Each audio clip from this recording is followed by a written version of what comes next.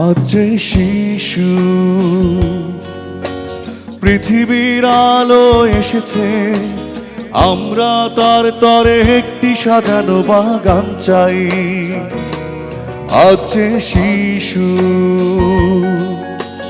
মায়ের হাসিতে হেসেছে, আমরা চিরদিন সেই হাসি দেখতে চাই। আজ যে শিশু